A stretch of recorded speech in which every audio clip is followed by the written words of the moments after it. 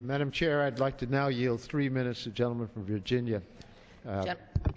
Gentleman from Virginia is recognized for 3 minutes. I thank my colleague. Madam Chairman, the legislation before us would repeal pollution standards for ships and oil rigs located offshore anywhere in America.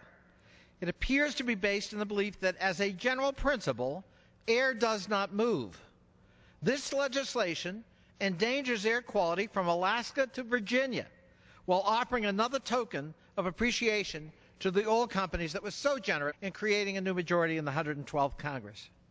The premise of this bill is that pollution generated offshore doesn't matter because it will not affect any humans onshore or humans working offshore.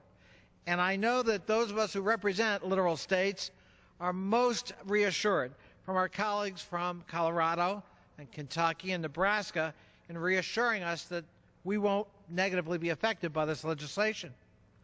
Based on the content of this bill, apparently the majority believes that individuals employed on offshore oil rigs and ship servicing rigs do not breathe while they're working offshore. This bill would deregulate ongoing oil drilling in Alaska and prospective oil drilling off the coast of Virginia and all other coastal states.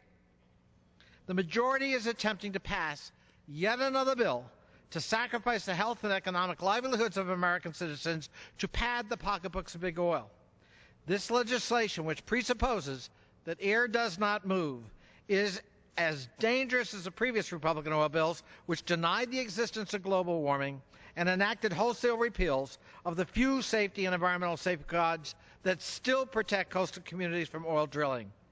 We keep hearing from across the aisle that this legislation will create 50,000 jobs. My friends, don't be misinformed. The study they refer to is a Shell oil-funded study that simply estimates how many jobs could be created, all things being equal, like no pollution regulation, by offshore oil drilling in Alaska. Today's debate is not about whether to drill.